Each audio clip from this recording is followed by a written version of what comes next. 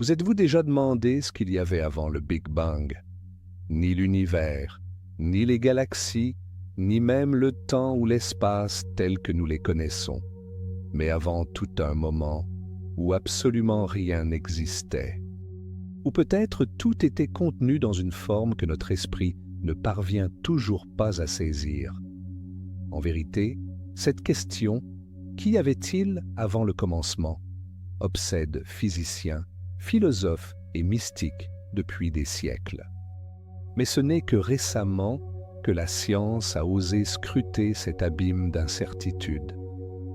Au cours de ce voyage de 2 heures, je vous invite à fermer les yeux et à vous immerger dans les idées les plus étranges, les plus élégantes et les plus profondes que l'humanité ait conçues pour expliquer ce qui existait avant le temps lui-même. Nul besoin de tout comprendre. Il suffit d'être prêt à imaginer. Restez jusqu'au bout, car je vous promets que lorsque vous atteindrez la dernière étape de ce voyage, vous verrez l'univers et votre place dans celui-ci à travers une lentille complètement différente. Maintenant, prenez une grande inspiration. Détendez votre corps et laissez l'histoire de tout, racontée avant tout, commencer. Au commencement, il n'y avait pas de commencement. Il n'y avait pas de temps, donc pas d'avant ni d'après. Et sans temps, pas d'espace. Il n'y avait ni matière, ni énergie, ni loi physique qui régissent notre cosmos aujourd'hui. Alors, qu'y avait-il? Un silence absolu, le zéro total. Mais même cela est un piège du langage. Car dire « il y avait » implique que quelque chose existait dans le temps. Et ici, nous parlons d'un état dehors du temps. Certaines théories parlent d'un vide quantique primordial. Mais il ne s'agit pas d'un vide comme celui que l'on trouve dans une pièce sans air. Ce vide serait un champ profond, une sorte de réseau de possibilités infinies, où le néant et le tout fusionnent, un lieu où des particules virtuelles apparaissent et disparaissent constamment, comme si l'univers lançait des dés invisibles. Imaginez que vous flottez dans ce vide, mais il n'y a rien sur quoi flotter. Il n'y a ni direction, ni lumière, ni obscurité. Même vous n'existez pas en tant que corps ou pensée. Et pourtant, quelque chose vibre. Quelque chose est. Une étincelle, une tension, une infime fluctuation qui change tout. Selon certains modèles cosmologiques, comme celui de Hartle et Hawking, cette fluctuation quantique aurait pu donner naissance à l'univers sans violer aucune loi physique. Il l'appelle la création spontanée de l'univers. Autrement dit, l'univers s'est levé du vide quantique sans qu'une cause préalable soit nécessaire, comme une ondulation qui apparaît dans un étang sans que personne n'ait jeté une pierre. Et si je vous disais qu'il y a eu d'autres univers avant celui-ci, c'est là qu'intervient une idée fascinante, celle du multivers cyclique. Selon cette vision, notre univers actuel n'est ni le premier, ni le dernier.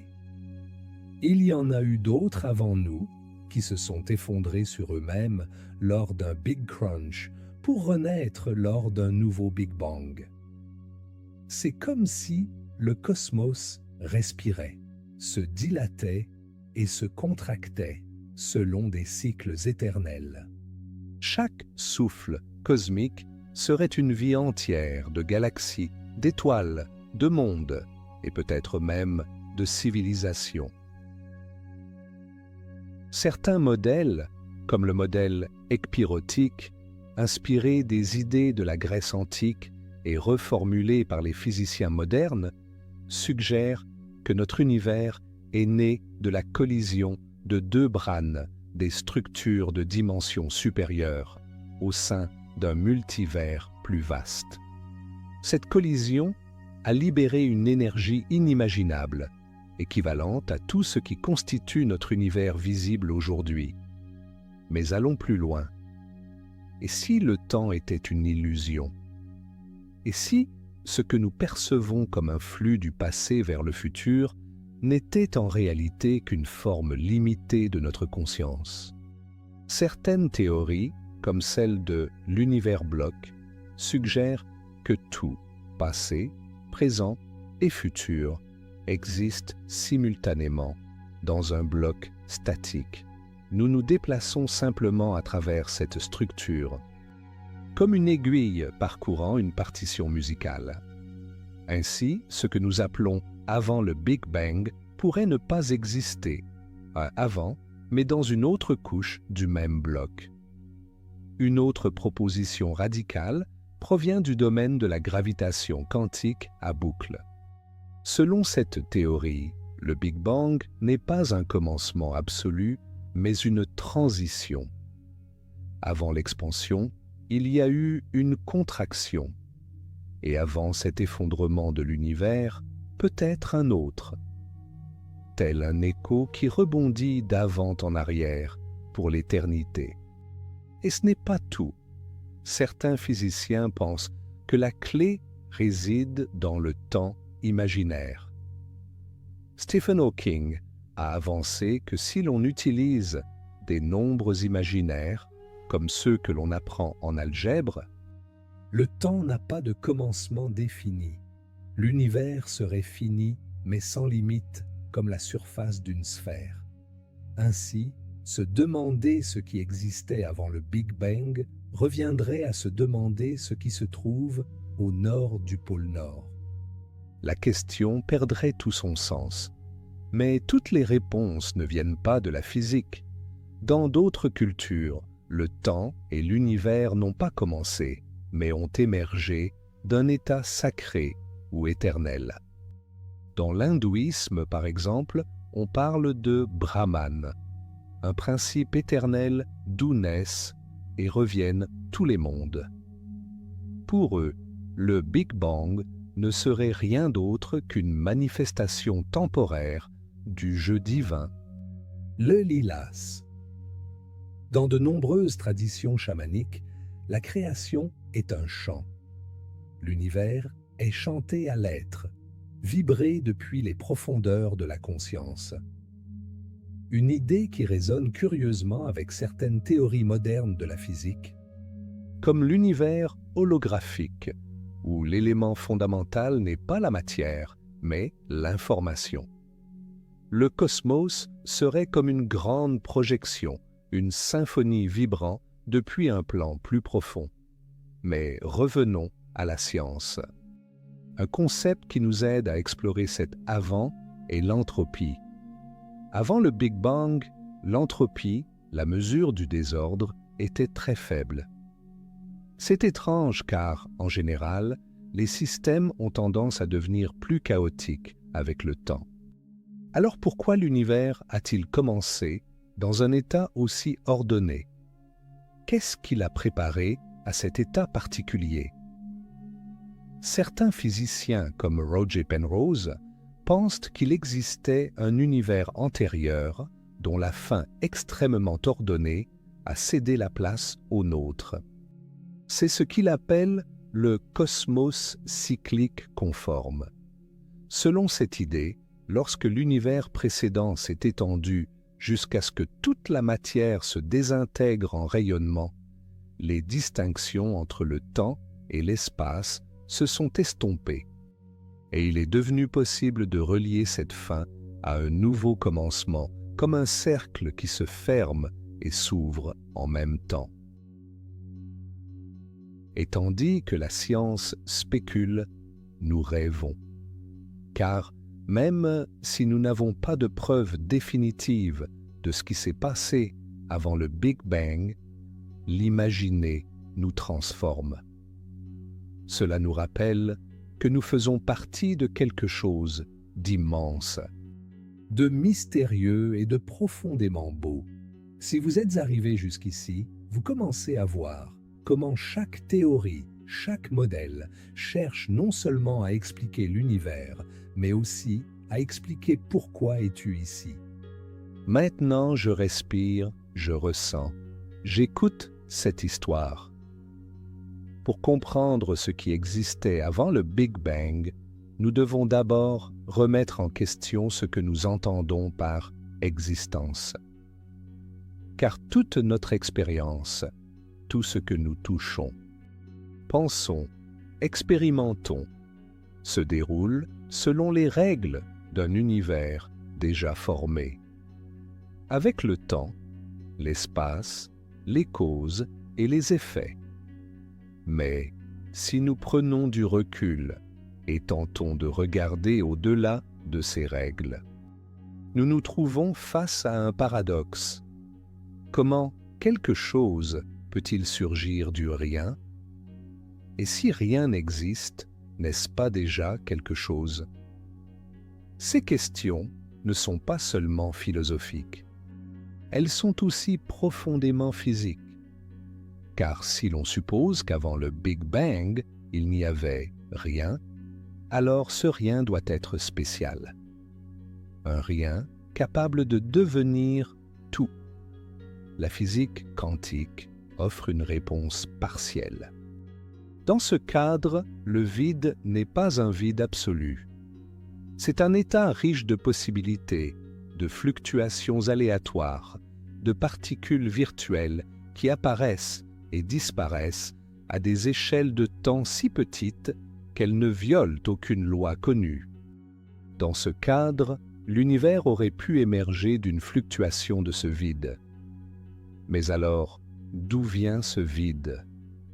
Qui ou quoi l'a créé? Est-il éternel? A-t-il une structure? Face à ces questions, les physiciens théoriciens sont divisés. Certains affirment que nous atteignons les limites de la connaissance humaine. D'autres pensent que nous n'avons pas encore trouvé le langage adéquat pour décrire ce qui existait avant tout. Et c'est là qu'intervient la conscience.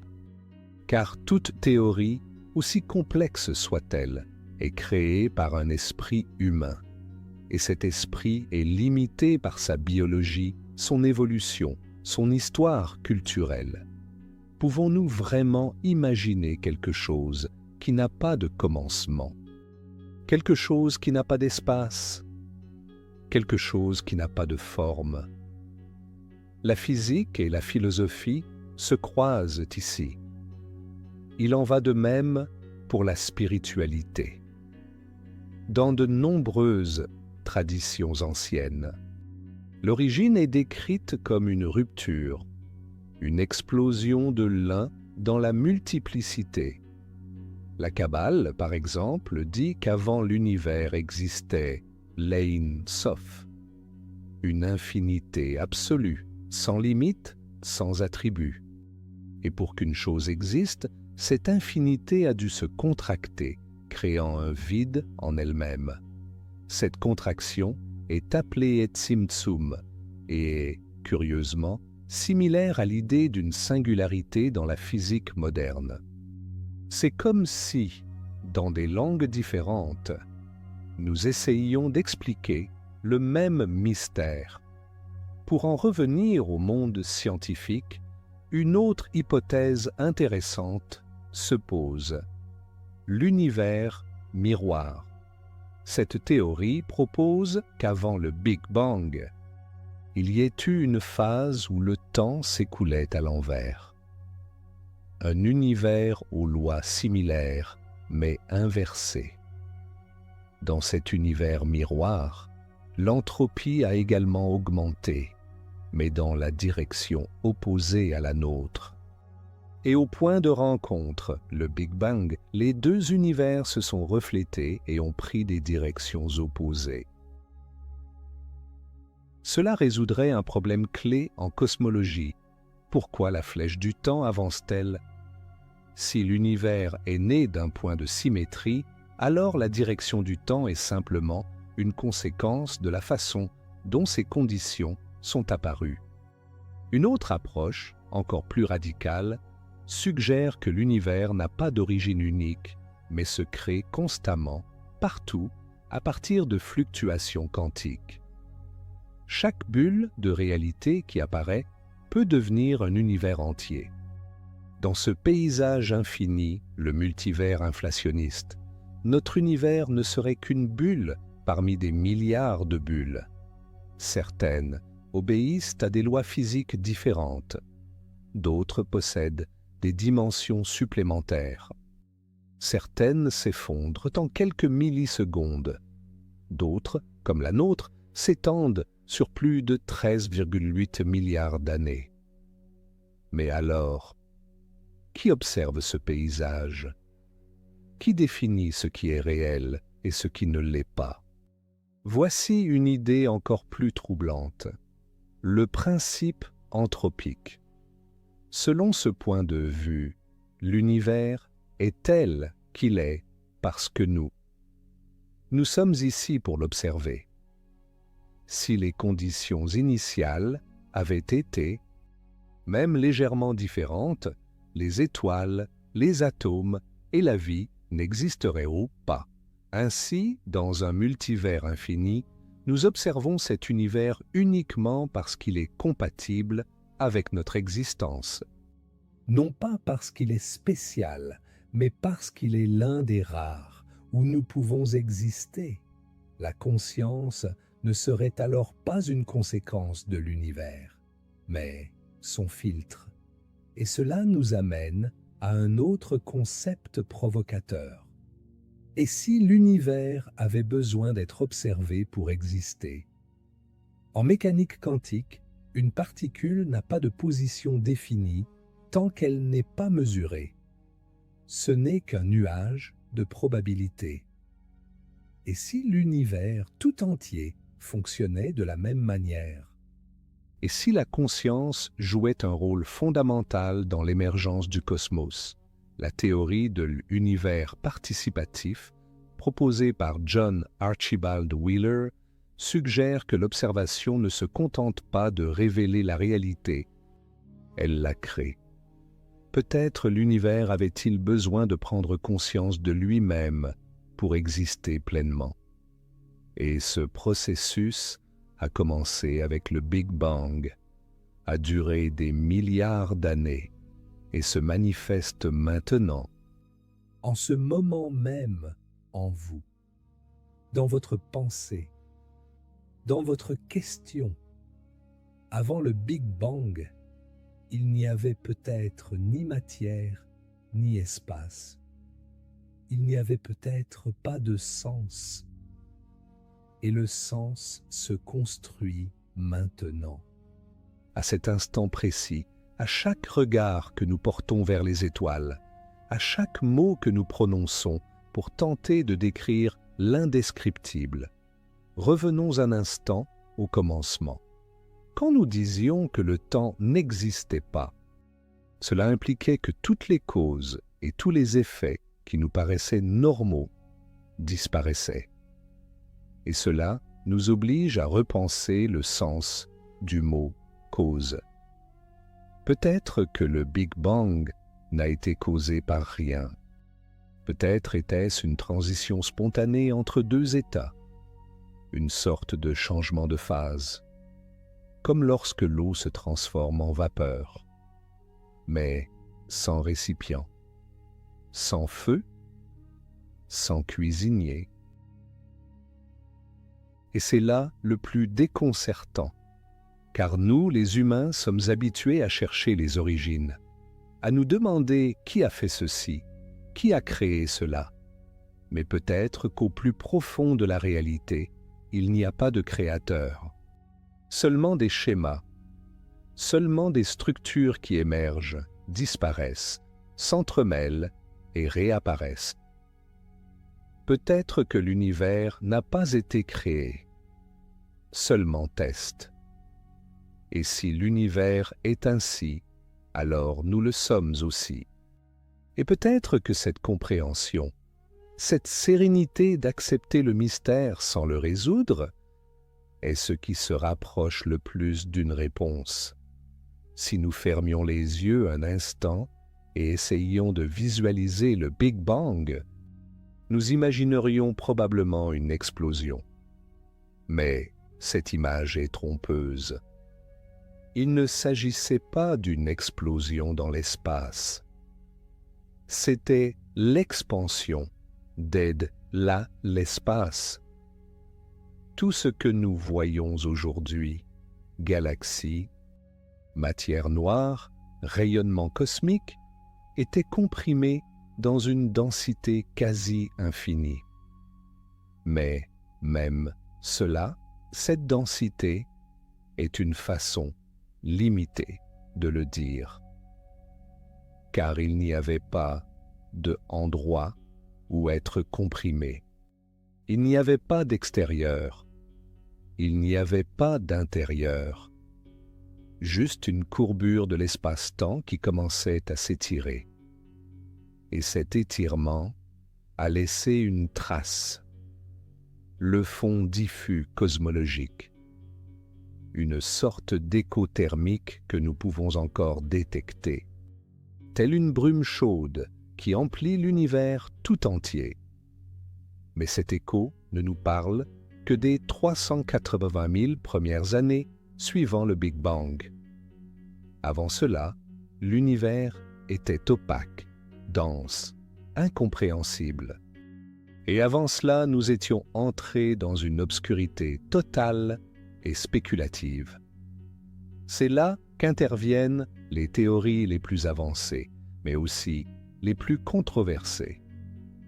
L'une d'elles est la théorie des cordes. Selon ce point de vue, ce qui est fondamental, ce ne sont pas les particules, mais les cordes vibrantes d'énergie. Chaque type de particule correspond à une vibration différente de cette corde. Mais, pour que les mathématiques fonctionnent, cette théorie nécessite des dimensions supplémentaires. Non seulement les 3 dimensions spatiales et la dimension temporelle, mais jusqu'à 11 dimensions différentes. Où sont ces dimensions? Elles sont compactes, recroquevillées sur elles-mêmes à des échelles si petites qu'on ne pourrait jamais les voir directement. Mais elles pourraient détenir la clé de notre origine. Peut-être l'univers a-t-il sauté d'une configuration dimensionnelle à une autre. Peut-être est-ce une fluctuation dans un espace de dimension supérieure qui a déclenché notre Big Bang. Dans ce scénario, notre univers serait une brane tridimensionnelle flottant dans un espace plus vaste, appelé bulk. Et le contact avec une autre brane pourrait en être le déclencheur.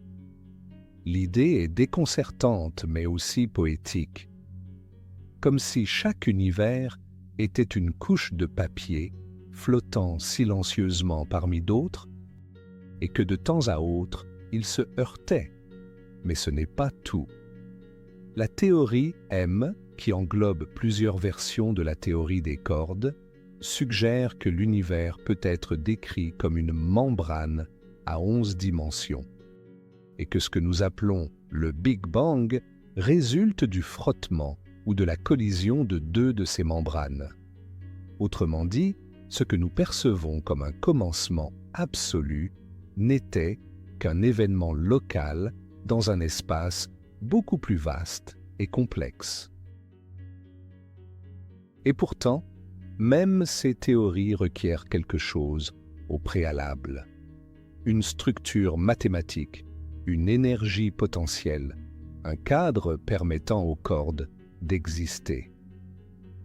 Et cela nous amène à l'éternel mystère. Qu'existait-il avant toute loi? Certains scientifiques croient à l'existence d'un métonivers, une réalité supérieure où les lois physiques émergent par sélection naturelle cosmique. Les univers naissent, évoluent, meurent, et seuls ceux dont la structure est stable survivent assez longtemps pour abriter la conscience. Cette sélection n'est pas biologique, mais structurelle. Un darwinisme cosmique. Les univers fertiles engendrent d'autres univers par l'intermédiaire des trous noirs. Les univers stériles s'effondrent et disparaissent. C'est une idée radicale mais pleine d'élégance. Si les trous noirs peuvent être des portails vers de nouvelles réalités, alors chaque étoile morte pourrait être la graine d'un nouveau cosmos. Dans ce cas, notre univers serait l'enfant d'un autre. Et peut-être, un jour, donnera-t-il naissance au sien. Mais alors, on en revient au même problème. Qu'est-ce qui est venu en premier? Quel était le premier univers? Comment le premier univers est-il apparu? Et c'est là que les mathématiques atteignent leurs limites. Les équations deviennent instables. Les modèles s'effondrent. La singularité initiale, ce point zéro de densité infinie, demeure un mur infranchissable. Au-delà, tout n'est que conjecture. Tout est possible. Et pourtant, les êtres humains continuent de se poser des questions. Non pas par caprice, mais parce que comprendre l'origine de l'univers, c'est, au fond, essayer de nous comprendre nous-mêmes. Notre esprit, fait d'atomes nés dans les étoiles, tente de se remémorer le lieu et le temps où tout a commencé. C'est comme si l'univers, à travers nos yeux, essayait de se souvenir de lui-même. Et si c'était là le but? Et si l'époque précédant le Big Bang n'était pas seulement une condition physique, mais un état de conscience latent, une conscience qui avait besoin de temps pour se déployer, un esprit endormi qui avait besoin d'espace pour rêver. Ces idées résonnent avec certains courants philosophiques modernes, comme le panpsychisme, qui postule que la conscience est une propriété fondamentale de l'univers. Comme la masse ou la charge, elle existe en tout, dans chaque électron, dans chaque cellule, dans chaque atome. Et peut-être, autrefois, cette conscience était-elle pure, informe. Et en explosant pour former un univers, elle s'est fragmentée en milliards de consciences individuelles. Celles-ci cherchent maintenant, lentement, à se réunir. Ce n'est pas un argument scientifique, bien sûr, mais on ne peut pas non plus l'exclure, car nous essayons d'observer un lieu inaccessible, un moment qui n'est pas sur notre ligne temporelle, une origine qui n'est peut-être pas un point, mais une condition.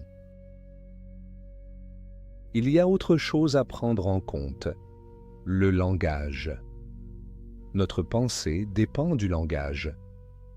Et le langage est linéaire, limité, structuré. Mais peut-être que la réalité ne l'est pas. Peut-être que avant n'est pas avant. Peut-être que ce qui s'est passé avant le Big Bang n'était pas un moment antérieur, mais une condition parallèle, voire une structure complètement étrangère à ce que nous entendons par existence. Essayer de le décrire, c'est comme essayer d'expliquer l'air à un poisson. On peut utiliser des analogies, des métaphores, des équations, mais on restera toujours prisonnier de notre bocal conceptuel. Et pourtant, nous continuons d'essayer. Parce que peut-être, juste peut-être, l'univers laisse de petits indices. Dans le bruit de fond, dans les constantes physiques, dans la symétrie des particules, dans la beauté des mathématiques. Et peut-être que ces indices ne sont pas là par hasard. L'un des indices les plus fascinants sur l'origine de l'univers provient des trous noirs. Ces régions de l'espace où la gravité est si intense que rien ne peut s'en échapper, pas même la lumière pourrait détenir les secrets de ce qui fut autrefois. Pendant des années, les physiciens se sont demandé si l'intérieur d'un trou noir était une sorte de miroir du Big Bang. Après tout, tous deux sont des singularités, des points où la densité devient infinie, où les lois de la physique s'effondrent, où l'espace-temps se déforme au point d'être méconnaissable. Stephen Hawking a suggéré que les trous noirs ne sont pas complètement noirs. Ils émettent un faible rayonnement, aujourd'hui appelé rayonnement de Hawking, et finissent par s'évaporer. Mais si c'est vrai, qu'advient-il de l'information sur tout ce qui est tombé à l'intérieur? Disparaît-elle? Est-elle détruite? Est-elle préservée sous une forme ou une autre? Cette question, qui peut paraître triviale, est en réalité cruciale. Car si l'information peut disparaître, l'univers perd sa cohérence. Tout devient pur hasard. Et si l'information est préservée, l'univers conserve alors, d'une certaine manière, la mémoire de tout ce qui se passe, même au sein d'une singularité. Voici une idée fascinante, le principe holographique. Selon ce principe, toute l'information contenue dans un volume d'espace peut être décrite sur la surface environnante. À la manière d'un hologramme, l'image tridimensionnelle est codée dans un film bidimensionnel. Appliqué à l'univers, cela implique que notre réalité tridimensionnelle pourrait être une projection d'informations existant sur un plan plus fondamental. Ce principe, né de l'étude des trous noirs, nous amène à repenser la nature de l'univers. Le Big Bang n'a peut-être pas été l'émergence de la matière, mais le déploiement de l'information.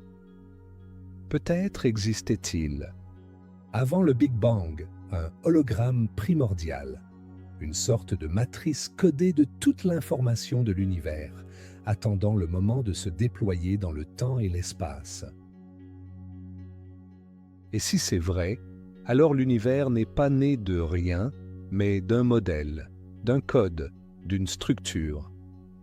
Ceci rejoint une autre théorie, encore plus controversée, celle de l'univers simulé. Cette hypothèse soutient que ce que nous appelons la réalité pourrait être une simulation extrêmement avancée.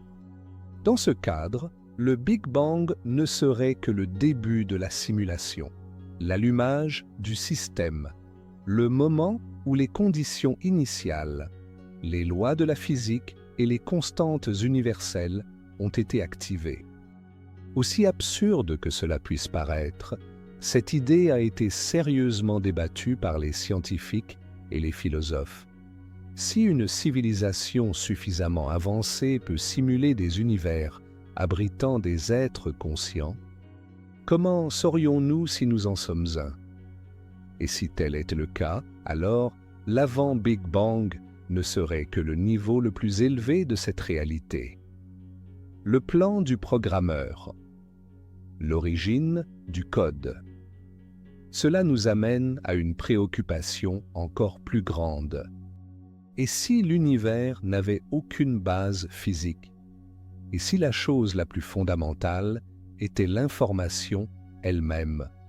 Certains physiciens soutiennent que la réalité n'est pas faite d'atomes ou d'énergie, mais de bits, un univers numérique, un cosmos computationnel où l'espace, le temps, la matière et l'énergie ne sont que des manifestations de données traitées de manière spécifique.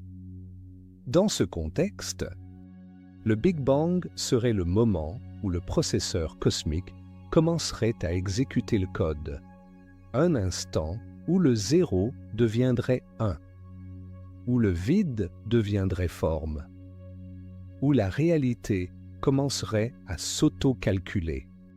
Et puis une idée ancienne apparaît, mais avec un nouveau visage, le logos. Dans la philosophie grecque, le logos était la raison, la parole, le principe ordonnateur du cosmos. Dans le christianisme, c'est le verbe par lequel tout a été créé. Aujourd'hui, certains physiciens voient des parallèles entre le logos et l'information. Tous deux ordonnent le chaos.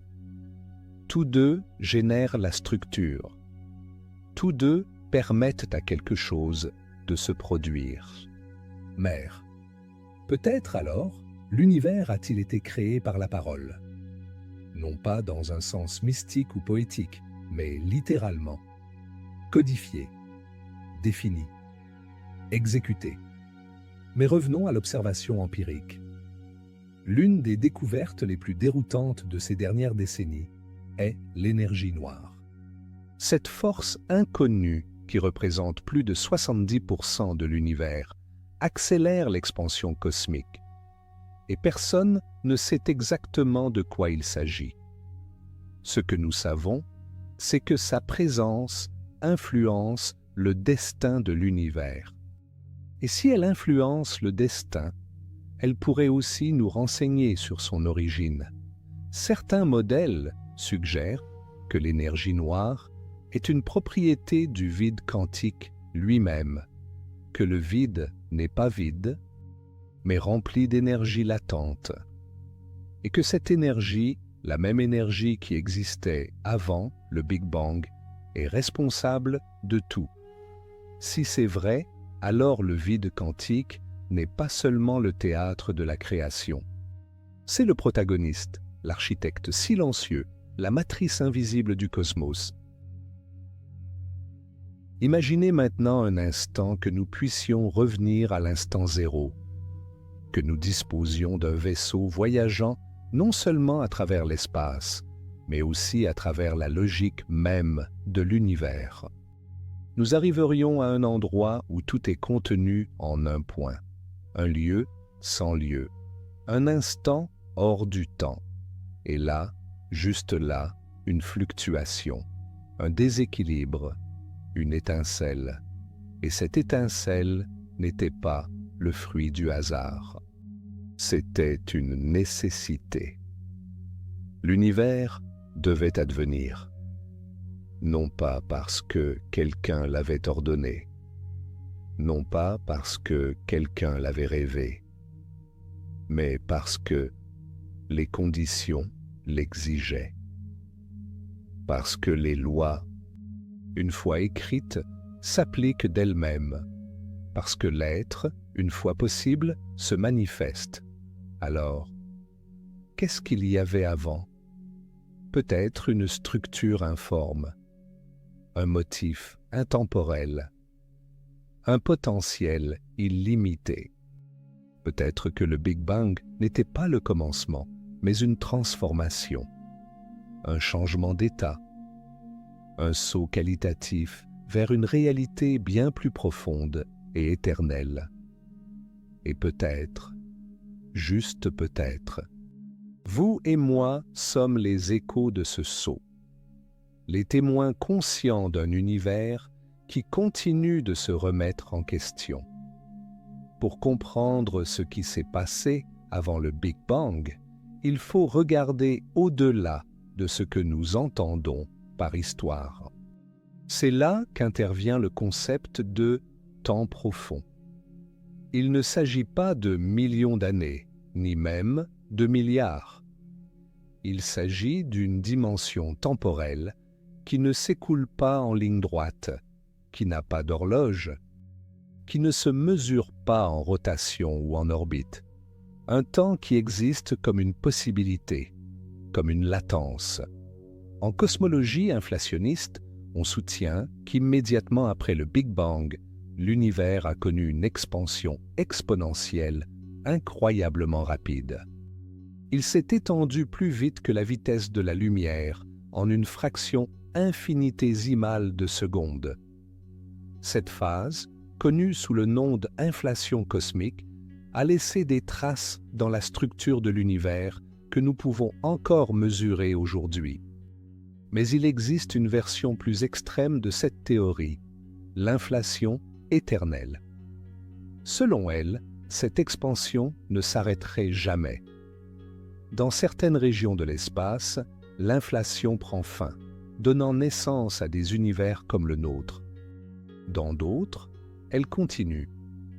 Le résultat, un multivers infini où chaque bulle inflationniste serait un univers autonome. Notre univers ne serait qu'une réalité parmi un nombre inconcevable de réalités parallèles. Certaines similaires, d'autres si distinctes que nous ne pourrions même pas les reconnaître. Si cela est vrai, alors il n'y a pas eu de Big Bang unique. Il y a eu, et il continue de se produire, une infinité de Big Bangs. Chacun d'eux est une explosion de création, chacun donnant naissance à une nouvelle bulle d'existence. Dans ce modèle, il n'y a pas de avant le Big Bang, car le Big Bang est un événement local. L'inflation se poursuit dans d'autres régions, générant constamment de nouveaux mondes.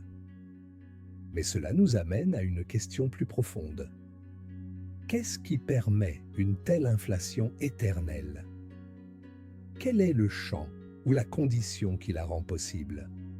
Les scientifiques parlent d'un champ d'inflaton, une énergie du vide dotée de propriétés particulières. Mais nous ne l'avons jamais observé directement. Nous ne pouvons que déduire son existence des traces qu'elle a laissées dans l'univers primitif. Et ce champ, mystérieux et intangible, aurait pu exister depuis toujours. Nous touchons ici à nouveau à une notion circulaire. L'univers n'a pas besoin de commencement s'il a toujours été en voie de devenir autre chose.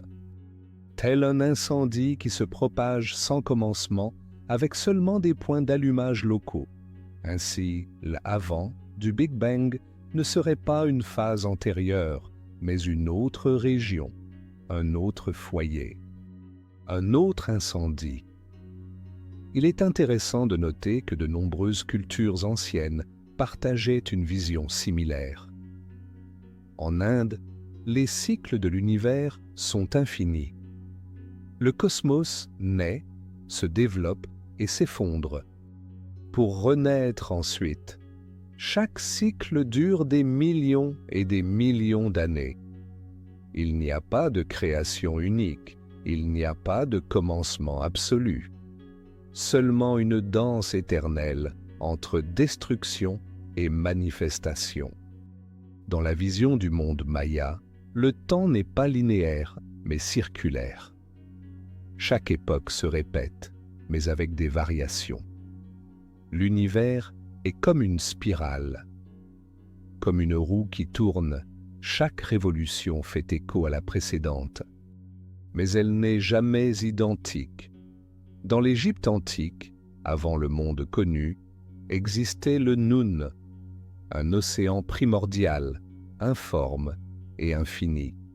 De cet océan émergeait parfois une colline, véritable point d'ordre, centre sacré. Et de ce point, le monde fut créé, encore et encore.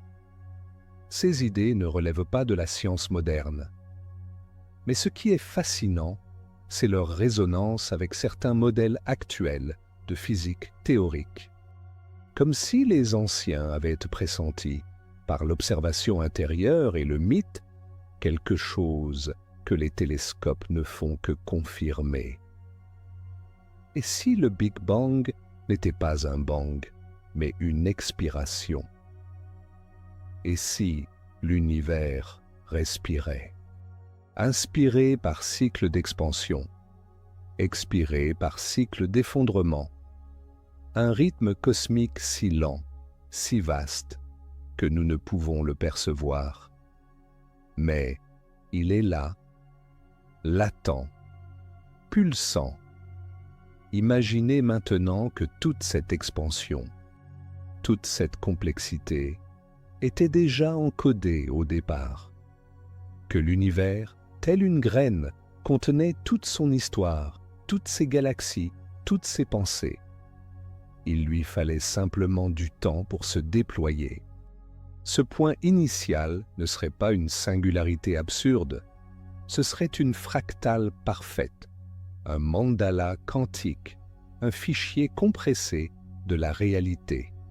Et cette graine n'a pas seulement créé des étoiles, elle a aussi créé la possibilité de l'amour, du langage, de la musique, de vous-même. Tout ce que vous êtes, tout ce que vous ressentez, prend sa source dans ce point invisible, dans cet instant intemporel. Certains scientifiques commencent à suggérer que l'univers a une forme globale, qu'il n'est pas infini dans tous les sens du terme, mais plutôt fini, mais illimité, comme la surface d'une sphère. On peut s'y déplacer indéfiniment sans rencontrer de bord. Dans ce cas, le temps pourrait aussi être courbé. Ce qui vient avant peut être relié à ce qui vient après. Le commencement avec la fin. Le Big Bang avec la dernière étoile. Peut-être que l'univers n'est pas une ligne, mais une boucle. Un cercle se repliant sur lui-même. Un serpent se mordant la queue. L'ancien symbole de l'Ouroboros. Ainsi, le « avant » du Big Bang n'est pas derrière nous. Il est de l'autre côté. Et de l'autre côté, ça pourrait être vous. Car le plus déconcertant, c'est que, dans cet univers qui paraît immense, froid et étranger, il y a la conscience. Il y a la pensée, il y a la mémoire. Et si l'univers a produit cela, était-ce le hasard? Ou était-ce inévitable? En physique moderne, le concept de origine suscite un malaise constant. Non pas qu'il soit sans importance, mais parce que les équations fondamentales de la nature ne semblent pas en exiger une. Les lois régissant la gravité, l'électromagnétisme et la mécanique quantique fonctionnent toutes en sens inverse et en sens inverse. Elles sont symétriques. Rien dans ces équations n'indique que le temps doit avoir un commencement. Nous le supposons car tout ce que nous vivons a un début et une fin. Nous naissons, nous vivons, nous mourons. Tout ce que nous voyons se transforme. Mais que se passerait-il si l'univers ne partageait pas cette condition? Et s'il était éternel, non pas au sens où il durerait éternellement, mais au sens où il n'aurait jamais commencé? Cette idée peut paraître absurde, voire inconfortable. Pourtant, certains modèles la soutiennent. L'un d'eux est la cosmologie émergente.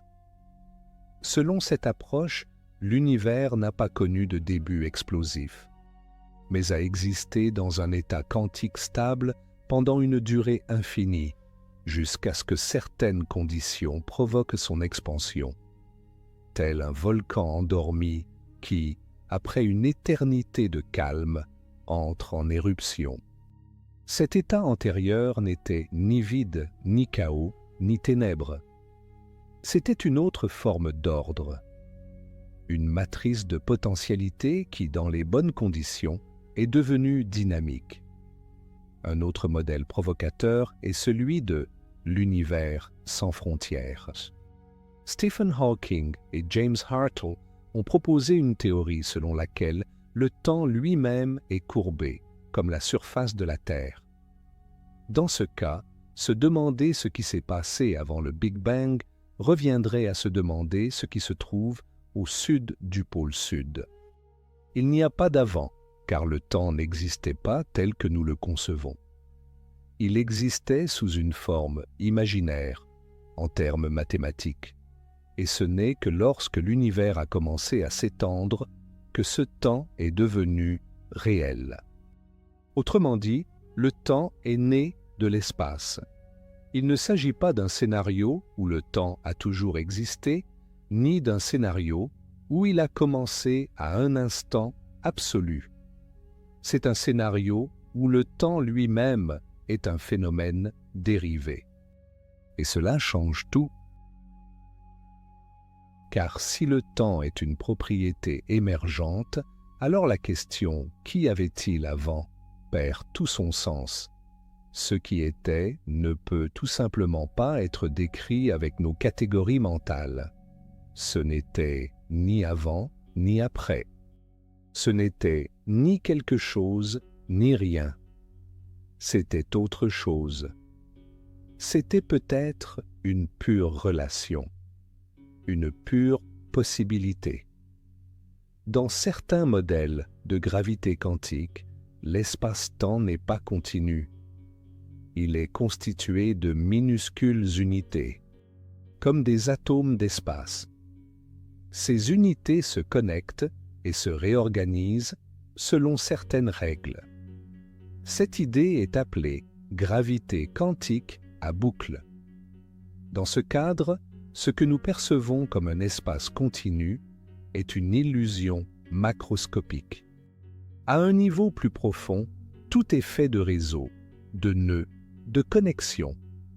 L'univers serait une sorte de métier à tisser quantique et le Big Bang un point de transition topologique entre deux formes différentes de ce tissu. Cela suggère quelque chose de fascinant, que l'univers n'a pas commencé, mais a été transformé. Ce que nous appelons origine n'est qu'un changement de phase, comme lorsque la glace fond et se transforme en eau. Même contenu, forme différente. Mais qui observe ce changement? Qui définit que la glace est devenue de l'eau? Ici, la conscience réapparaît. Car tout ce que nous avons dit, théorie, modèle, expérience, existe dans un esprit qui les pense. Même les idées les plus abstraites sont, en fin de compte, le produit d'une conscience cherchant à se comprendre elle-même. Alors, si la conscience est capable de questionner l'origine du temps, n'est-elle pas une part essentielle de cette origine?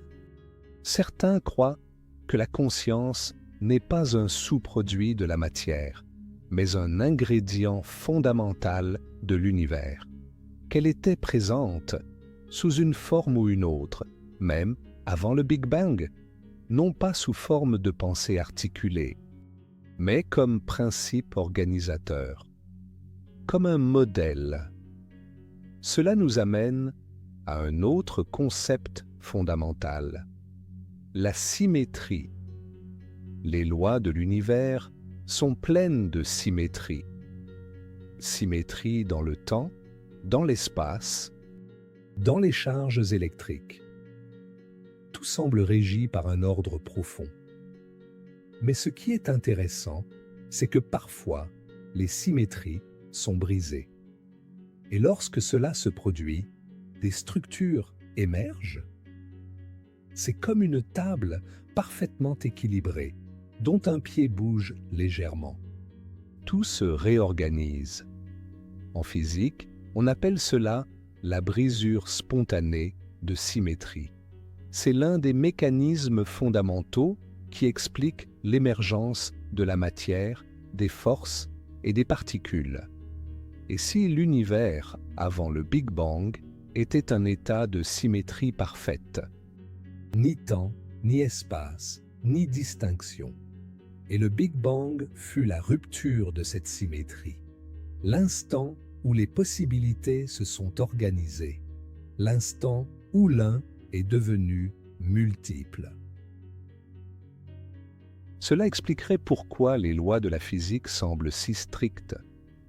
Pourquoi la charge de l'électron est égale et opposée à celle du proton. Pourquoi la lumière se déplace toujours à la même vitesse. Parce que tout cela résulte d'une symétrie brisée, d'un schéma commun. Et si ce schéma existe toujours au cœur de tout, alors l'univers n'est pas le fruit du hasard. C'est une conception, non pas au sens religieux d'un concepteur extérieur, mais au sens profond d'un ordre interne, un principe qui guide le chaos, une musique silencieuse qui se manifeste dans chaque étoile, dans chaque cellule, dans chaque pensée. Les mathématiques ne sont pas seulement un outil de description de l'univers. Elles constituent, selon de nombreux scientifiques et philosophes, la structure profonde de la réalité. Lorsque les physiciens formulent des équations pour décrire le mouvement des étoiles, la courbure de l'espace ou les fluctuations du vide quantique, ils ne créent pas simplement des modèles. Ils révèlent des symétries, des proportions et des relations qui existaient déjà. Cachées. À découvrir. Roger Penrose, l'un des plus grands physiciens du XXe siècle, soutient qu'il existe un royaume platonicien où résident les vérités mathématiques. Ce royaume n'est pas fait d'atomes, d'énergie ou d'espace. Mais il est plus réel que tous ces éléments. C'est là que le théorème de Pythagore, le nombre d'or et les géométries fractales existent sans observateur. Ils sont éternels. Et si c'est vrai, alors peut-être que l'univers n'est pas né du néant, mais du nombre, de la relation, de la forme pure. Imaginez ceci. Avant l'espace et le temps, avant la matière et l'énergie, existait une structure mathématique parfaite, inaccessible à nos sens, mais contenue au fondement de toute chose. Cette structure n'a pas besoin d'être créée. Elle ne change pas. Elle ne meurt pas. Elle est tout simplement. Et à un moment donné, une partie de cette structure s'est manifestée. Elle est devenue dynamique. Elle a pris vie, non pas parce que quelqu'un l'a décidé, mais parce que les conditions l'ont permis. Comme une mélodie qui, jouée dans un certain ordre, génère l'harmonie. Le Big Bang serait la première note de cette mélodie cosmique. Mais la partition existait déjà avant cela. Peut-être, alors, l'univers était-il inévitable, non pas le fruit du hasard, ni de la volonté, mais de la logique. Comme si la réalité elle-même était écrite dans le langage des mathématiques, attendant d'être lue. Ce n'est pas du mysticisme, c'est ce que certains appellent le réalisme mathématique. L'idée que les structures mathématiques sont réelles et non de simples inventions humaines. Si nous acceptons cela, alors l'avant-Big Bang est un royaume de formes invisibles. Un espace où angles, courbes et motifs existent sans matière. Un ordre antérieur à l'ordre. Et cela rejoint curieusement de nombreuses traditions spirituelles. Dans plusieurs cultures anciennes, l'univers est décrit comme créé par le Verbe. Dans l'hindouisme, le son primordial Om englobe tout ce qui était, est et sera. Dans le christianisme, au commencement était le Verbe. le logos. Mais qu'est-ce qu'un verbe, sinon une relation entre sujet et action? Et qu'est-ce qu'un mot, sinon une forme codée de signification?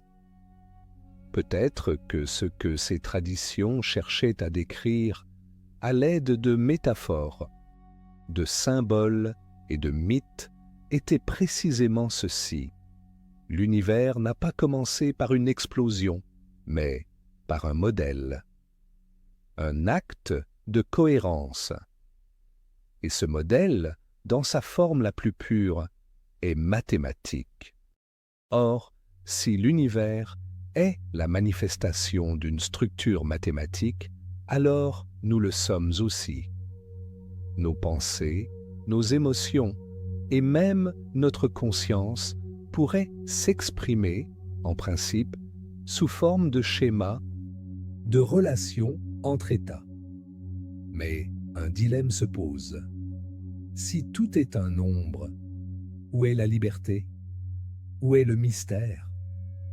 Le mystère ne réside peut-être pas dans le chaos, mais dans la complexité. Dans le fait qu'un ensemble de règles simples puisse générer une beauté infinie. Comme les fractales, comme les flocons de neige, comme la musique. L'univers serait alors une grande symphonie mathématique. Et ce que nous appelons, avant le Big Bang, serait le moment de silence précédant la première note. Mais il y a une autre question, encore plus troublante. Et si ce n'était pas le seul univers mathématiquement possible? Selon Max Tegmark, cosmologiste suédois, toutes les structures mathématiques existent. Et chacune d'elles correspond à un univers. Nous vivons dans un univers où les conditions sont propices aux étoiles, aux atomes et à la vie. Mais il en existe d'autres, infiniment nombreux, qui ne le sont pas. Des univers soumis à des lois physiques différentes, aux dimensions impossibles, aux réalités qui défient toute imagination. Dans ce cadre, l'avant Big Bang ne serait pas un instant, mais un tout. Un paysage, une bibliothèque infinie de mondes possibles. Et puis, une autre possibilité surgit, que notre univers ait été choisi. Non pas par un Dieu, non pas par une volonté extérieure, mais par compatibilité. Car nous sommes le résultat d'une structure cohérente, capable de soutenir la conscience. Cela nous ramène au principe anthropique, à l'idée que l'univers est tel qu'il est, parce que nous sommes là pour l'observer. Et peut-être, quelque part dans cette structure infinie, existait-il une possibilité pour vous, pour votre histoire, pour vos souvenirs, pour cet instant précis? Et si c'est le cas, alors vous n'êtes pas un accident. Vous faites partie d'un modèle si ancien, si profond, qu'il transcende même le temps.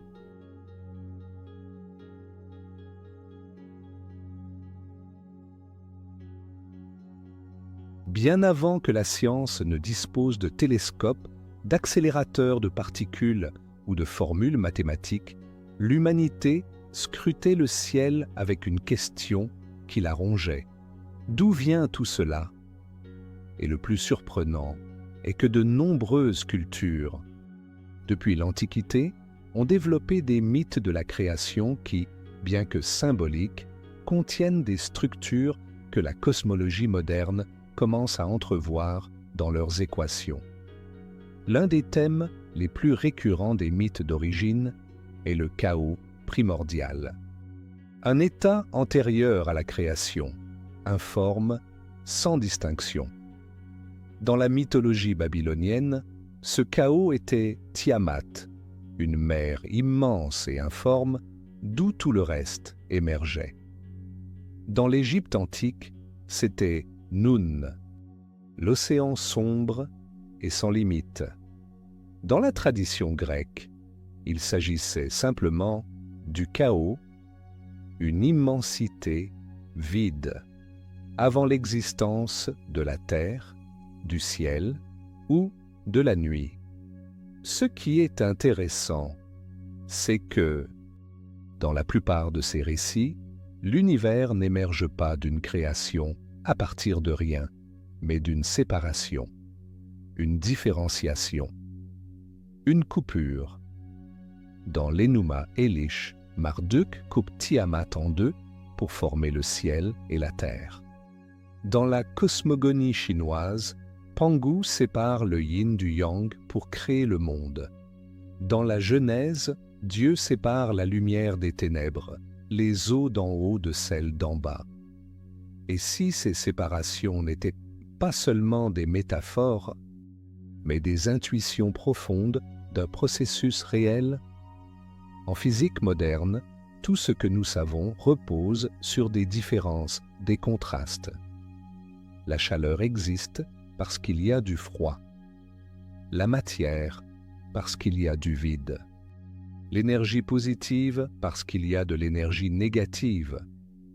Même le temps s'écoule parce qu'il y a une distinction entre l'avant et l'après. Le Big Bang fut peut-être ce premier acte de séparation. Le moment où le tout indifférencié se divisa en polarités.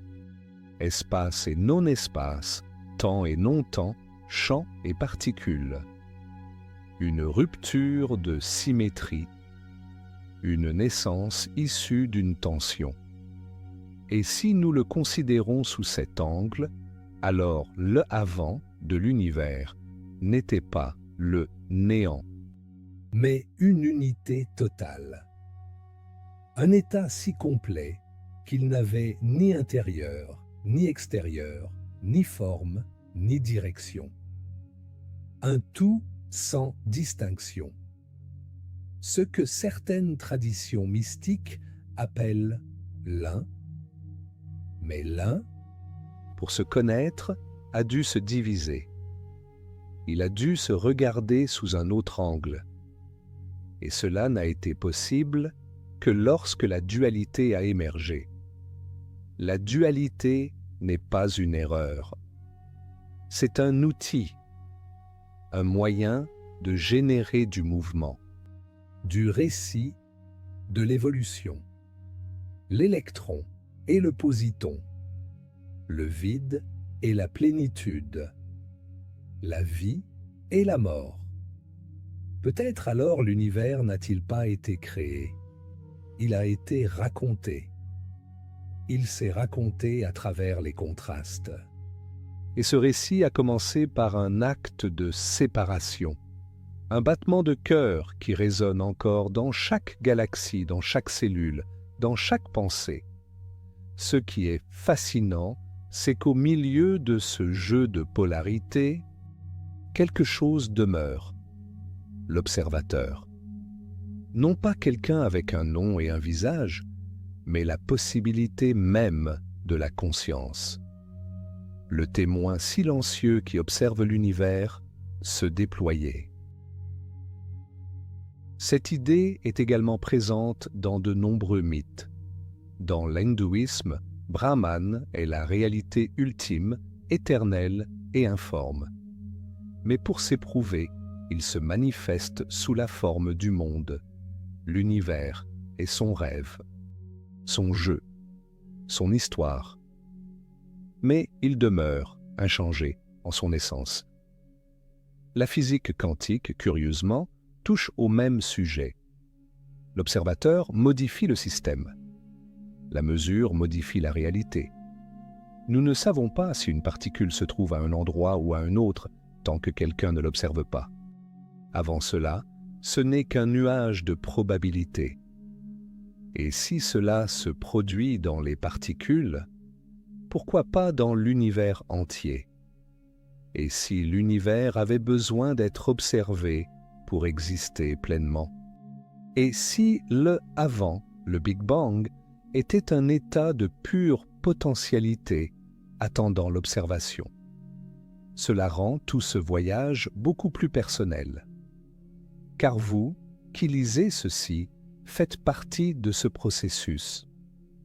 Vous êtes une conscience émergente, née d'une chaîne d'événements remontant au premier battement de cœur de l'univers. Mais peut-être faisiez-vous aussi partie de l'avant, non pas en tant que personne, ni en tant qu'esprit, mais en tant que possibilité.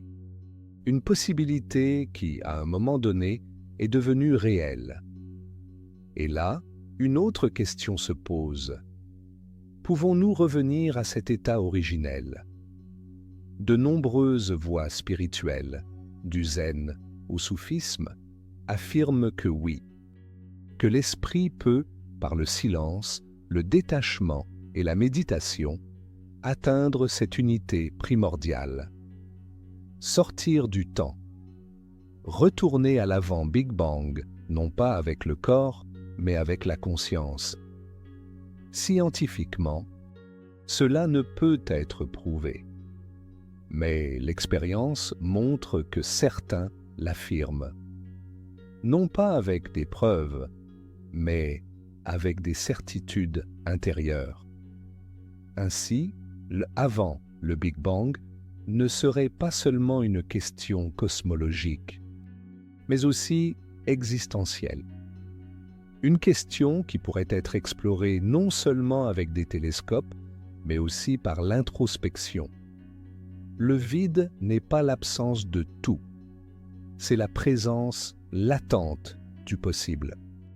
À première vue, il peut sembler que rien ne se passe dans le vide. Mais ce n'est vrai que si on le regarde de l'extérieur, avec un regard limité par l'expérience quotidienne. Au niveau quantique, le vide est une marmite bouillante. Un champ bouillonnant où des particules virtuelles apparaissent et disparaissent à des intervalles si brefs qu'elles ne se consolident jamais en matière stable. Mais elles sont là. Elles apparaissent. Elles vibrent. Et ces vibrations sont réelles. Elles bougent. Elles se transforment. Elles poussent. C'est pourquoi de nombreux physiciens pensent que l'univers, tel que nous le connaissons, a émergé de cette profondeur. Non pas du zéro absolu, mais d'un socle minimal d'énergie et d'incertitude, un point de tension instable qui ne pouvait rester immobile éternellement. Tôt ou tard, quelque chose devait se produire.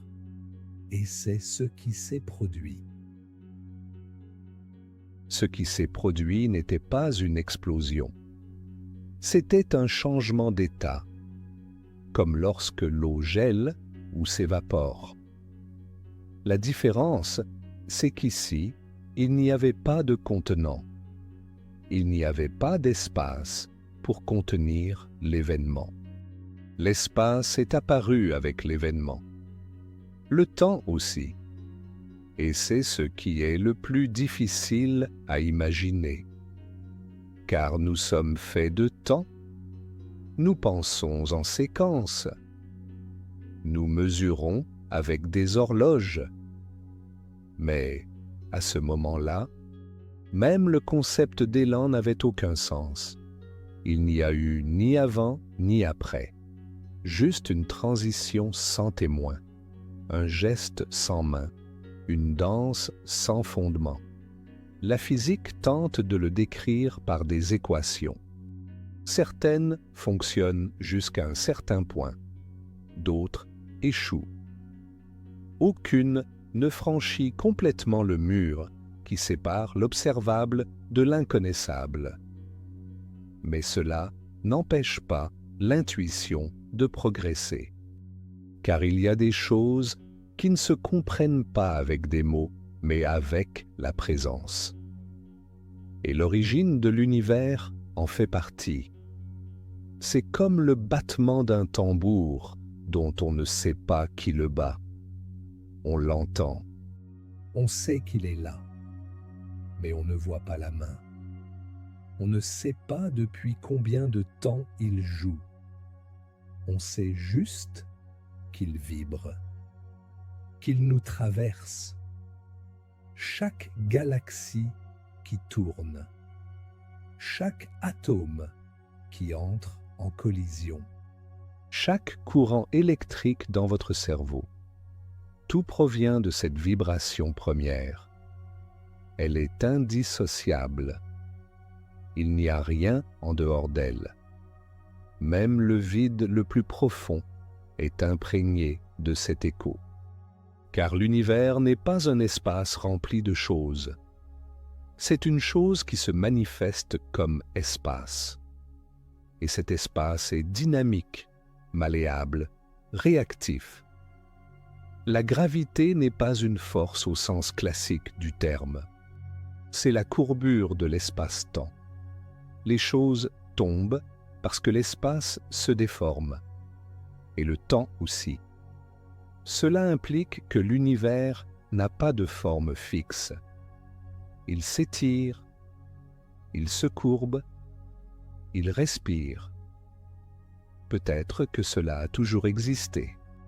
Peut-être n'y a-t-il jamais eu d'instant zéro, mais plutôt une suite infinie de transitions. Certains modèles mathématiques nous permettent d'imaginer des univers antérieurs qui se sont effondrés sur eux-mêmes, puis ont rebondi, donnant naissance à un nouveau cycle. Tel un pendule cosmique, tel un cœur qui bat et se détend, encore et encore, sans jamais s'arrêter. Et si c'est vrai, alors l'univers que nous habitons n'est pas unique.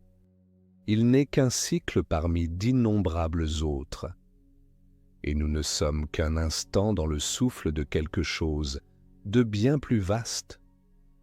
Mais il se pourrait aussi qu'il n'y ait qu'une seule chose, que tout ce qui existe soit le résultat d'une configuration improbable, un accident cosmique parmi des millions de possibilités qui ne se sont jamais matérialisées, une étincelle qui a enflammé la matière, le temps, la vie, et puis la pensée, et puis cette question. Quelle que soit la vérité, une chose demeure. Nous sommes là. Nous sommes la conscience émergeant de la matière. Nous sommes un moyen pour l'univers de s'observer de l'intérieur. Et cela, au-delà de toute équation, est un fait. Nul besoin de comprendre toute la cosmologie pour le ressentir. Observez simplement le ciel en silence. Souvenez-vous simplement que dans chaque cellule de votre corps se trouvent des atomes nés d'étoiles mortes il y a des milliards d'années. Sachez simplement qu'à un moment donné, ce que vous êtes aujourd'hui n'était qu'une probabilité dans un champ quantique. Et maintenant, respirez, observez, interrogez. Non pas parce que vous trouverez une réponse définitive, mais parce que demander est l'acte le plus profond de connexion avec la source. Et cette origine, appelez-la vide, singularité, matrice, champ, néant, n'est pas seulement extérieure, elle est aussi intérieure. Nous continuons. L'univers n'a pas explosé. Il n'a pas émergé dans l'espace. L'espace s'est étendu avec lui-même. Et cette expansion n'était pas silencieuse, mais ce n'était pas non plus un bruit au sens où nous l'entendons. C'était un étirement de la réalité, une transition de l'informe au mesurable. Chaque point s'est éloigné des autres, non pas parce qu'il bougeait, mais parce que l'espace lui-même s'élargissait entre eux. Une idée si contre-intuitive qu'aujourd'hui encore, plusieurs siècles après la première tentative de la comprendre, il reste presque impossible de l'imaginer avec une clarté absolue. Cette expansion se poursuit. Aujourd'hui, des milliards d'années plus tard, les galaxies s'éloignent encore les unes des autres. Certaines si vite que nous ne les reverrons plus jamais. Leur lumière, voyageant vers nous, est tellement étirée qu'elle se refroidit, devient invisible et se perd dans le néant. Ainsi, l'univers se vide, petit à petit. Et pourtant, c'est aussi cela, la création. Car ce même étirement crée les espaces où les choses se produisent, où une étoile naît, où deux atomes entrent en collision, où l'on pense. Ce que nous vivons est la conséquence de quelque chose qui ne peut se répéter. Le Big Bang n'était pas un événement temporel. C'était la naissance du temps. Il n'a eu aucun témoin. Il n'a laissé aucune image. Seulement des indices, des traces, des échos. L'un de ces échos est le rayonnement de fond cosmologique. Une lumière froide qui nous parvient de toutes parts, comme le murmure d'un feu qui ne brûle plus, mais qui réchauffe encore. Cette lumière, captée par les satellites, présente de légères variations. Certains points sont plus chauds, d'autres plus froids. C'est cette inégalité qui a permis la formation ultérieure des galaxies. Si tout avait été parfaitement homogène, l'univers serait resté une soupe diffuse, informe, sans étoiles, sans planètes, sans vie. Autrement dit, l'univers devait être imparfait dès le début pour être intéressant. Il devait contenir un minimum de différences pour pouvoir évoluer, pour pouvoir raconter sa propre histoire, pour que vous et moi soyons ici aujourd'hui à discuter de cela. Et ce détail est essentiel, car il signifie que la création n'était pas un pur acte d'ordre.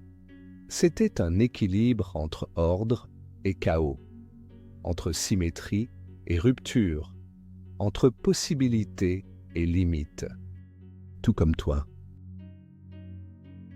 Vous n'êtes pas une machine précise. Vous n'êtes pas un système parfait. Vous êtes fait de contradictions, de questions et de silence. Mais c'est précisément ce qui vous permet de ressentir, de douter, de chercher. L'univers n'a pas choisi d'être plat, uniforme ou éternel. Il a choisi de fluctuer, de s'étendre, de se transformer, de laisser le temps s'écouler et l'entropie faire son œuvre, de laisser les étoiles naître et mourir, de laisser le petit former le grand, de laisser un simple organisme prendre conscience, de laisser un esprit s'interroger sur sa propre origine. Cet esprit est le vôtre. Et si cette question n'apporte pas de réponse définitive, c'est peut-être parce qu'elle est elle-même un reflet de la création, une façon de maintenir le mouvement, d'éviter la stagnation, de continuer à avancer sans savoir où. L'univers, avant d'exister, était déjà prêt à changer. Et toi aussi. Mais le changement n'est pas une rupture. Le changement consiste à se transformer sans disparaître. C'est continuer d'être quelque chose tout en cessant d'être le même. Et c'est exactement ce qu'a fait l'univers à son instant zéro. Il n'a pas disparu d'un état antérieur. Il n'a pas été créé de toutes pièces. Il s'est transformé à partir d'un endroit où les lois que nous comprenons aujourd'hui n'existaient pas encore, ou existaient d'une manière que nous ne pouvons comprendre. La chose la plus honnête à dire serait que nous ne savons pas. Mais cela ne signifie pas que nous sommes perdus.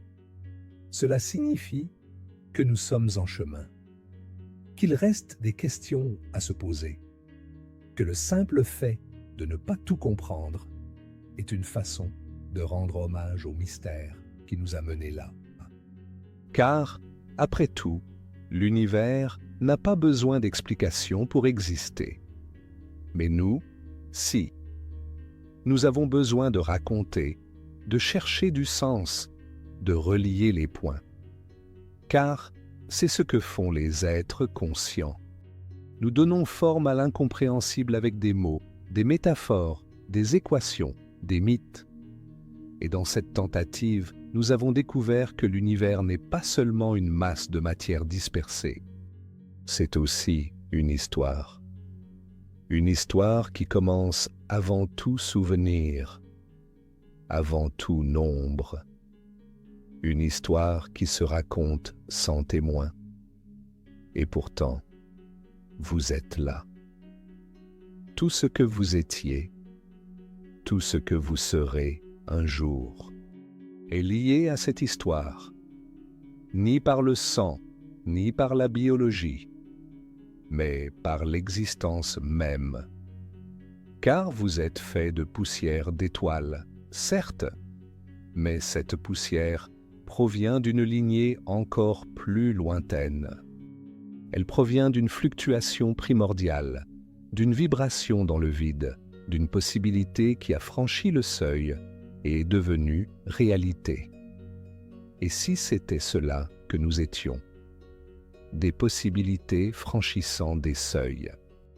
Des vibrations qui, au lieu de s'estomper, décident de se déployer, des fragments d'un écho qui refuse de mourir.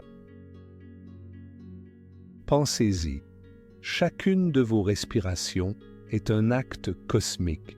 Chaque pensée est la conséquence de 13 milliards 800 millions d'années d'histoire.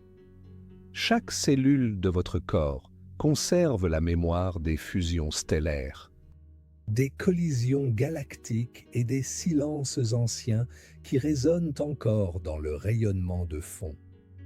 Vous êtes fait de la même matière que les nébuleuses. Vous êtes littéralement l'univers qui s'observe lui-même, se demandant d'où il vient, pourquoi il est comme il est et où il va. Et même si personne n'a la réponse définitive, le plus important n'est peut-être pas de la posséder, mais de la chercher. Poser des questions est, en soi, une façon d'être vivant, une façon d'habiter cet espace-temps avec dignité, émerveillement et humilité. Parce qu'au final, il n'y aura peut-être pas d'avant, peut-être que la seule chose qui ait jamais existé, c'est cette danse, cette transformation, cette tentative de passer du silence au son, du vide à la forme, de l'immobilité à la conscience. Et ça suffit. Lorsque vous contemplez une nuit étoilée, ce que vous voyez n'est pas le présent, c'est le passé. Vous voyez la lumière d'étoiles qui n'existe peut-être plus, mais qui voyagent encore dans l'espace pour atteindre vos yeux. Certaines de ces lumières sont apparues avant l'arrivée des humains sur Terre.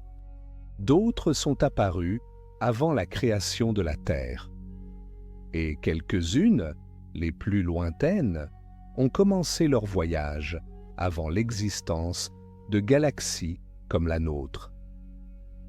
Autrement dit, vous voyez un univers qui n'existe plus, mais dont le souvenir perdure sous forme de lumière.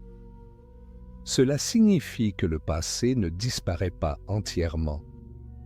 Il devient une trace, une piste, un écho. Et si le passé de l'univers brille encore dans le ciel, Que nous apprend-il sur ses origines les plus lointaines? Que nous apprend-il sur l'époque où il n'y avait même pas d'étoiles capables d'émettre cette lumière? Elle nous apprend que, même si nous ne pouvons pas voir directement l'avant du Big Bang, nous pouvons lire son ombre. Nous pouvons observer ses conséquences. Car chaque cause laisse une trace. Et l'univers, dès ses premières secondes, a dessiné sa carte. À travers la température des photons, le mouvement des galaxies, le comportement des particules subatomiques, nous reconstituons la scène d'un crime cosmique qui s'est produit sans témoin, mais a laissé des indices partout. Et pourtant, il arrive un moment où les indices s'estompent. Il y a un horizon au-delà duquel nous ne pouvons voir, une sorte de brouillard primordial qui devient toujours plus épais, plus chaud, plus chaotique. Et juste avant que tout ne devienne opaque, il y a le rideau final, la singularité. C'est la limite, le mur, le moment où nos lois physiques cessent de fonctionner. Tout ce qui se trouve au-delà de ce rideau constitue l'univers que nous connaissons. Tout ce qui a précédé reste caché, mais pas forcément vide. Peut-être que ce qui se cache derrière ce voile n'est rien d'autre que le début de quelque chose de si différent, de si étranger à notre compréhension, que nous ne pouvons même pas l'appeler origine sans nous tromper. Car le langage a aussi des limites. Et ce moment zéro les dépasse. On ne peut le décrire avec des verbes comme naître, jaillir, créer. Non pas parce que rien ne s'est produit, mais parce que ce qui s'est produit ne correspond pas à nos critères. C'était un état sans espace, sans temps, sans forme, mais pas sans pouvoir, pas sans intention, pas sans structure. Certains scientifiques proposent que l'univers, avant de devenir physique, était purement mathématique. Qu'avant d'exister, il était cohérent. Que la première chose qui ait existé n'était ni matière, ni énergie, ni mouvement, mais cohérence. Une structure immuable, sans espace ni horloge. Une logique parfaite. Un code qui n'a pas encore été exécuté. Cela ne signifie pas que l'univers est un ordinateur, ni qu'il a été programmé. Mais cela suggère qu'il existe des règles plus profondes que la matière. Des règles immuables, qui ne s'usent pas, qui ne vieillissent pas. Des règles qui permettent l'existence, avant même que quoi que ce soit d'autre n'existe. Et si ces règles existent, alors il n'y a pas eu de moment de création en tant que tel. Il y a eu un moment de manifestation, un moment où la cohérence est devenue dynamique, où l'immobilité est devenue forme, où le potentiel a franchi le seuil de la réalité. Ce pas, ce croisement, a donné naissance au temps, à l'espace, aux possibilités, à la vie. Et une fois cette étape franchie, il n'y avait plus de retour en arrière possible. Parce que le temps, une fois apparu, ne sait qu'avancer. Et pourtant, il y a quelque chose qui regarde toujours en arrière.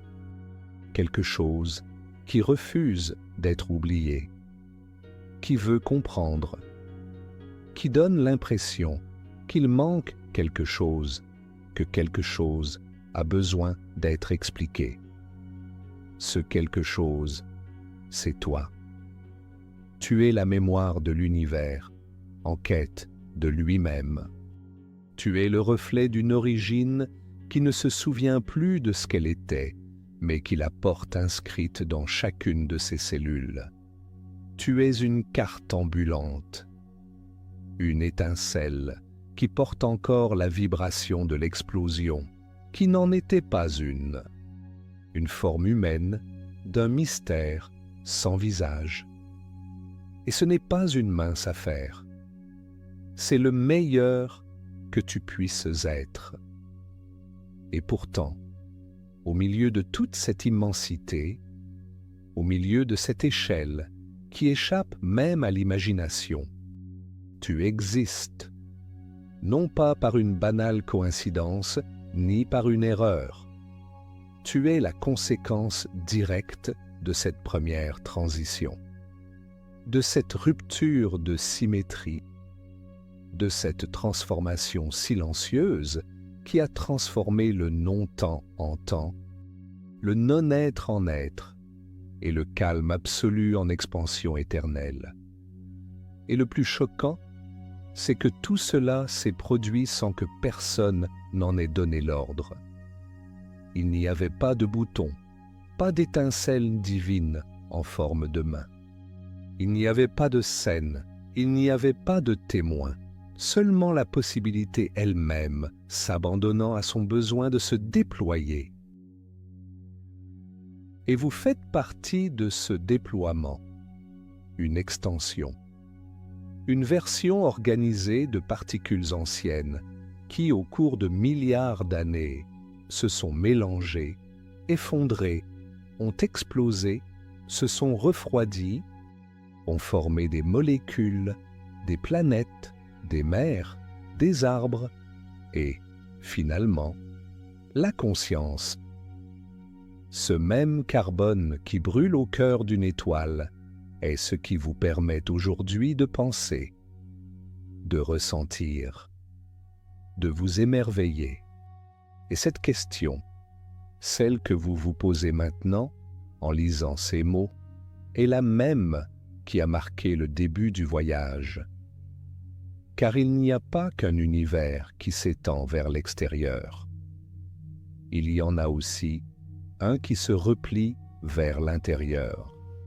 Un univers qui prend naissance au plus profond de la poitrine, dans la région sans nom où réside l'émerveillement, là où la raison s'effondre, là où l'âme, si elle existe, s'en va vers l'abîme de l'inconnaissable et se demande « Pourquoi y a-t-il quelque chose plutôt que rien ?» Mais peut-être que ce n'est pas la bonne question. La bonne question serait peut-être « Pourquoi avons-nous l'impression qu'il y a eu un avant ?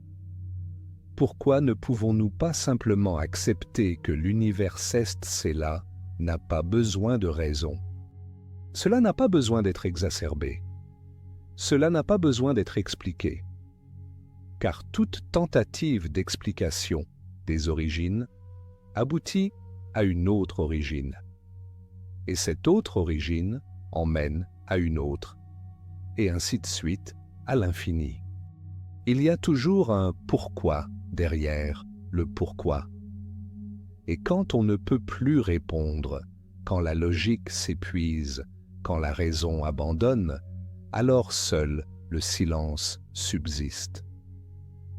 Et ce silence n'est pas vide.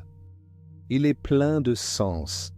Il est le réceptacle de toutes les réponses possibles, une bibliothèque close, un livre sans lettres, une formule écrite dans le langage de l'impossible. Il n'est pas nécessaire de tout comprendre pour être en paix. Parfois, il suffit de savoir que nous faisons partie de quelque chose de plus grand. Non pas plus grand que celui qui mesure les dimensions, mais plus grand que celui qui mesure la profondeur.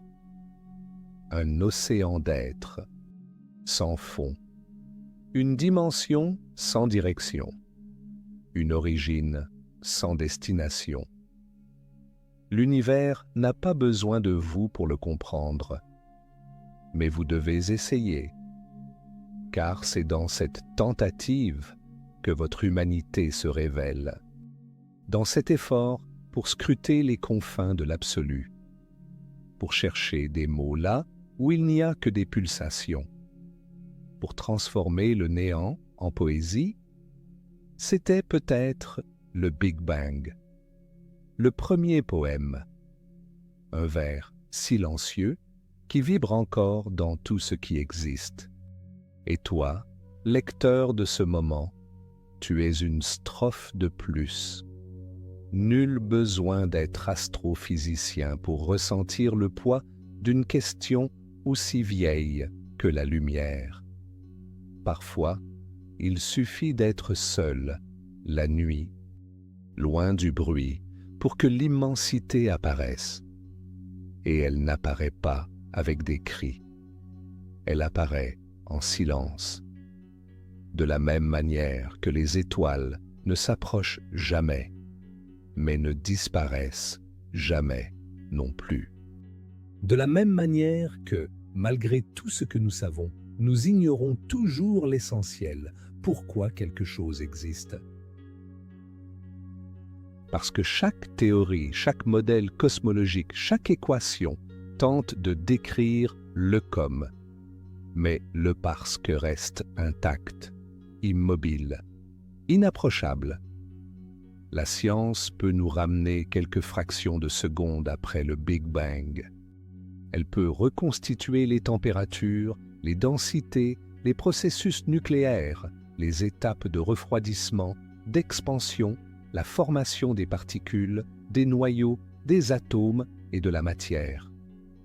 Elle peut même simuler la façon dont les galaxies se regroupent et comment la gravité dessine des filaments invisibles à travers lesquels l'énergie circule. Mais quand on demande ce qu'il y avait avant ceux que nous demandons, ce ne sont pas des données, mais du sens. Et c'est là que la science rencontre l'humanité. Parce que personne ne se réveille à 3 heures du matin en pensant à la constante de Planck. Mais on peut se réveiller le cœur rempli de questions, avec ce sentiment que tout cela, l'univers, la vie, soi-même, est là pour quelque chose qu'on ne peut nommer, mais qui semble réel. Et c'est ce qui fait de l'origine de l'univers un thème si universel. Car il ne s'agit pas seulement du commencement du cosmos, mais du début de la conscience, de cette étincelle qui un jour a commencé à se questionner, à raconter des histoires, à chercher des explications. Il existe une possibilité que peu osent envisager, mais qui mérite au moins qu'on s'y attarde. L'univers n'a pas de cause. Il ne vient pas de quelque chose. Il est simplement tête-tête, non pas parce qu'il y a une raison cachée, mais parce qu'il n'en faut pas. Cette idée est insupportable pour beaucoup. Nous aimons l'ordre, le contrôle, la connaissance. Mais, et si ce qui se trouve au-delà de la connaissance était encore plus réel que la connaissance elle-même? Et si le mystère n'était pas à résoudre, mais à habiter? Le vide d'où l'univers est né, cet endroit sans lieu, n'attendait peut-être pas l'étincelle. Peut-être était-il déjà l'étincelle? Peut-être n'y eut-il pas d'explosion, mais une reconnaissance, un acte pur, sans témoin, sans mesure, une présence qui n'a jamais commencé, une éternité qui n'a jamais pris fin. Et vous, en cet instant, faites partie de ce même flux, même si cela n'en a pas l'air. Même si votre journée est remplie de factures, de soucis, de routines. Même si vous ne pensez pas aux galaxies. Même si vous ne regardez jamais le ciel. Vous faites toujours partie du même poème. L'atome qui forme votre pupille aujourd'hui aurait pu provenir d'une étoile d'une autre galaxie, morte avant même l'existence de la Terre. Le fer de votre sang provient d'une supernova. Le calcium de vos os a été forgé au cœur ardent d'un soleil ancien. Et cette matière, qui forme désormais votre corps, a voyagé pendant des milliards d'années pour être vous, juste vous. Maintenant, cela suffit à lui seul à faire taire toute réaction.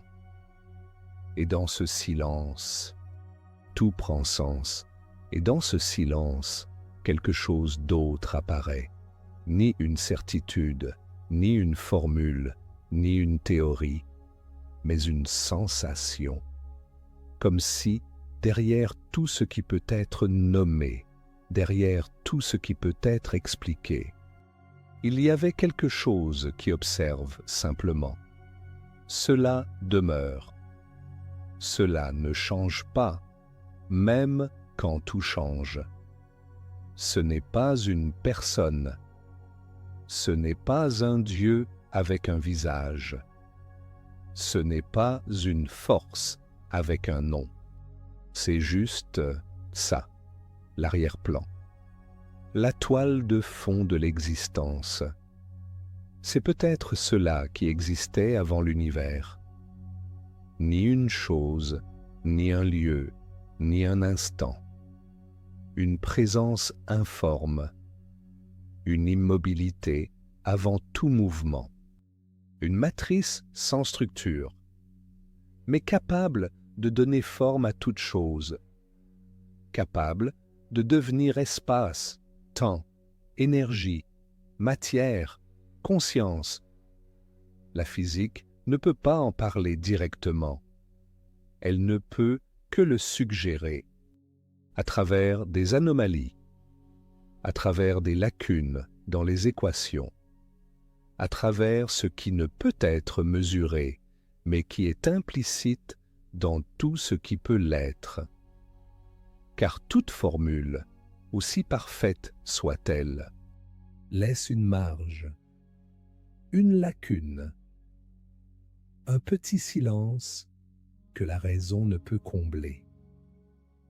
Et ce silence est le même que celui que nous ressentons lorsque nous regardons le ciel et réalisons que nous ne comprendrons pas tout, que nous ne pouvons pas, que nous ne devrions pas, parce que l'univers n'a pas besoin que nous le comprenions pour continuer à s'étendre.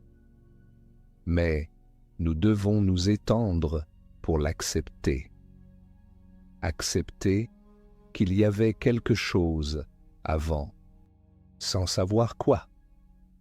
Accepter que nous faisons partie d'une histoire sans auteur, ou avec un auteur qui écrit non pas avec des mots, mais avec des lois naturelles, ou avec des accidents, ou avec des rêves.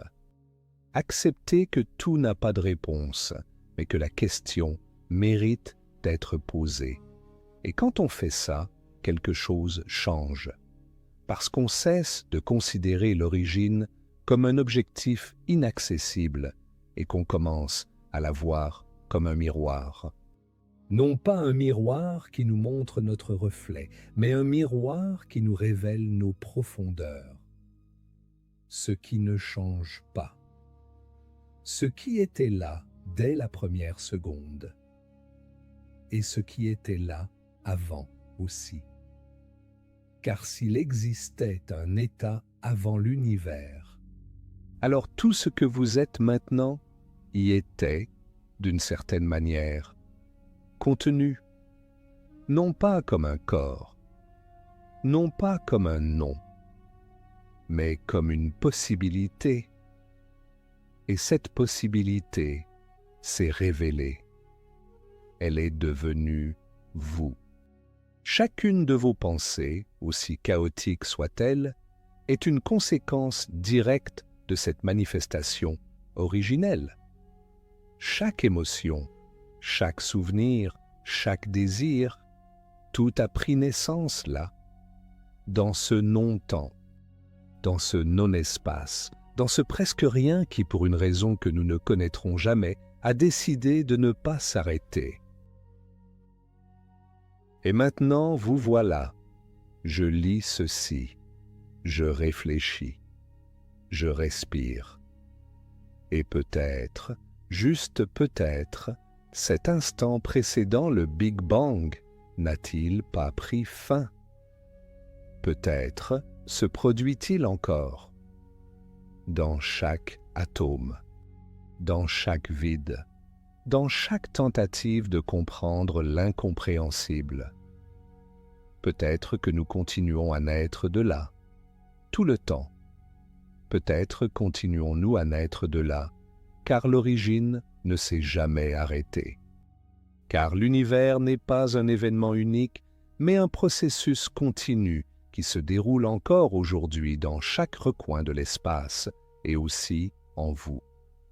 Ce qui a commencé comme une expansion incalculable, telle une étincelle intemporelle, traverse désormais vos pensées, vos gestes, vos silences. Il n'y a pas de séparation. Il n'y a pas de frontière entre le cosmique et l'humain. Une seule histoire se déroule à différentes échelles. Et cette histoire prend la forme d'une question constante. Non pas une question en attente de réponse, mais une question qui devient un voyage, une quête, une exploration.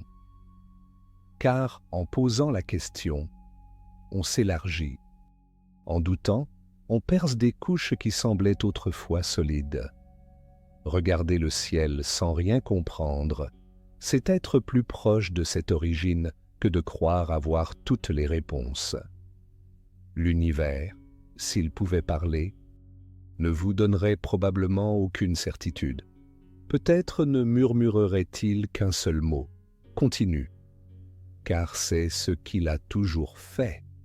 Continue, évoluer, se déployer, se fragmenter pour devenir plus complexe, unifier pour recommencer. Et c'est aussi ce que l'on fait quand on grandit, quand on se souvient, quand on aime. On fragmente ce que l'on est, on l'élargit, on le réorganise, puis on revient à soi-même. Jamais le même, toujours nouveau, comme l'univers. Il n'y a pas de ligne droite entre le Big Bang et votre existence. Il y a une trame, une toile, une carte invisible mais palpable.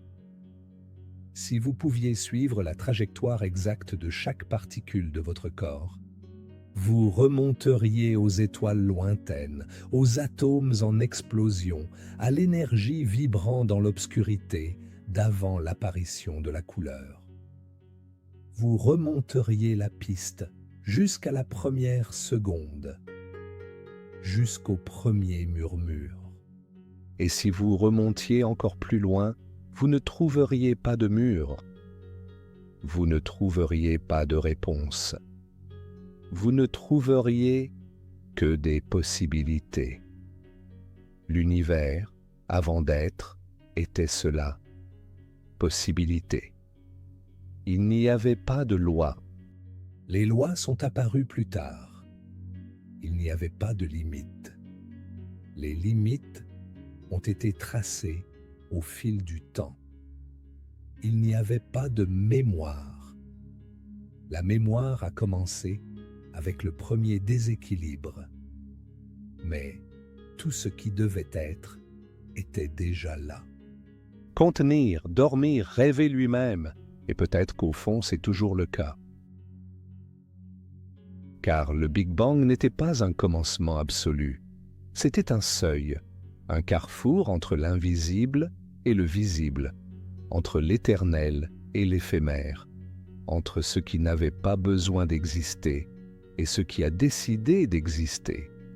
Et vous faites partie de cette décision. Tu ne sais pas pourquoi tu es là, mais tu es là. Tu ne sais pas d'où tout ça vient, mais tu le portes en toi.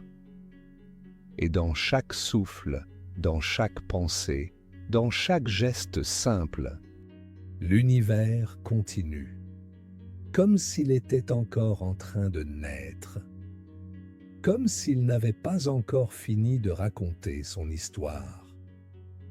Et peut-être que cela n'arrivera jamais, car un mystère aussi vaste reste irrésolu. Tu vis tout simplement.